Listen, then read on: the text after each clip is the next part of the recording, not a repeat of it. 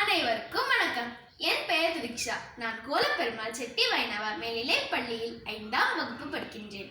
வள்ளுவ மாலை வர்ணிக்க வர்த்தக உலகம் பிரமிக்க எக்காலத்திற்கும் முக்காலத்தை உணர்த்தும் வள்ளுவம் காட்டும் வாழ்வியல் நெறி உயர்ந்தது என கூறி எனது உரையை துவங்குகின்றேன். 1000 நூல்கள் இருந்தாலும் ஐயன் வள்ளுவரின் அறம் கூறும் திருக்குறளை எங்கும் பெருங்குறளாய் ஒலிக்கின்றது. இத்தகைய திருக்குறளின் நட்பென்னும் அதிகாரத்திலிருந்து ஒரு குறளையும் அதனொட்டிய கதையும் கூறப்போகிறேன். குறள்: உடுக்கை இழந்தவன் கை போல அங்கே இடுக்கண் களைவதாம் நட்பு. விளக்கம்: சபை நடுவே ஆடை நழுவும் போது உடனே சென்று உதவும் கை போல நண்பனுக்கு துன்பம் வரும்போது உடனே சென்று உதவுவதுதான் உண்மையான நட்பு. வாங்க கதைக்குள்ள போகலாம். அது ஒரு அழகான கிராமம். அது பக்கத்தில் ஒரு நீரோடு ஒரு காடும் இருந்தது. அந்த அழகான காட்டில் 4 நெருங்கிய நண்பர்கள் வாழ்ந்து வந்தனர். ஒரு எலி, ஒரு ஆமை, ஒரு நாரை, ஒரு மான்.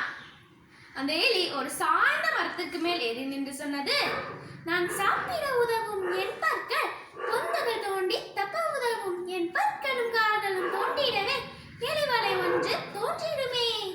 அந்த ஆமை அந்த மரத்திற்கு மேல் ஏறி நின்று சொன்னது: என் ஓடையைக்கு போன்று உறுதியானது என்னை ஆபத்திலிருந்து காக்கிறது. கற்களை என் மீது எரிந்தாலும் பொடி பொடியாக சிதறிடுமே. அந்த நாரை தன் பலத்தை காட்ட அந்த மரத்திற்கு மேல் ஏறி நின்று சொன்னது: பெரிய அழகும் சிறகுகளும் எல்லா பொருட்களையும் தூக்க உதவும். என் மீது ஏறுங்கள், பறந்து போக வானில் பறப்பது அற்புதம்தான். அந்த மான் துள்ளி குதித்து வந்து சொன்னது: என் கால்கள் எல்லாம் உறுதியானது, வெகு தூரம் ஓட பயன்படுமே. அதிக நேரம் விளையாடினதால் அனைவருக்கும் பசி எடுத்தது. உடனே எலி சொன்னது: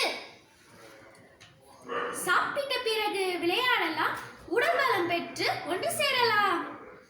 இதை மரத்திற்கு பின்னால் நின்று கொண்டிருந்த வேடன் கேட்டுக்கொண்டிருந்தான். அவன் தனக்குள்ளே சொல்லிக் கொண்டான்: ஆளை மயக்கும் மழகுமானே, பின்தொடர்ந்து அம்பை எய்திடுவேன். என் இரவு உணவுக்கு விருந்தாக இதை வேட்டையாடி கொண்டாடுவேன். 3 பேரும் தன் நண்பனை காப்பாற்ற திட்டம் போட்டனர். நாரை ஒரு குளத்தின் மட்டத்திற்கு மேல் பறந்து சென்றிருக்கும் போது ஆமையிடம் சொன்னது: நம் திட்டத்திற்கு ஏற்ப நீ குளத்தில் குதி, காயப்பட்டது போல் மணல் மேலடி. பின் எலியிடம் சொன்னது: வேடன் மீது தாவி நடுங்கிடவை, அவன் குறித்தப்ப அவனை திடுக்கிடவை, நம் நண்பனை தப்பிக்க விடலாமே. வேடன் வேடன் ஓடு ஓடு. மான் ஓட ஆரம்பித்தது. உடனே எலி வில்லுடைய கம்பியை கடித்து அறுத்து விட்டது. வேடன் தன் முழு சக்தியை பயன்படுத்தி அந்த மானை துரத்தினான்.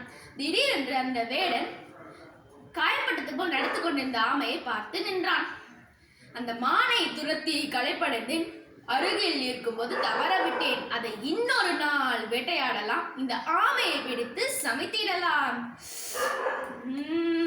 அற்புதம். அந்த ஆமை கண் விழித்து தப்பித்து குளத்திற்குள் ஓடியது. இதையும் இழந்த சோகத்தில் அந்த வேடன் வெறும் கையோடு வீட்டிற்கு சென்றான்.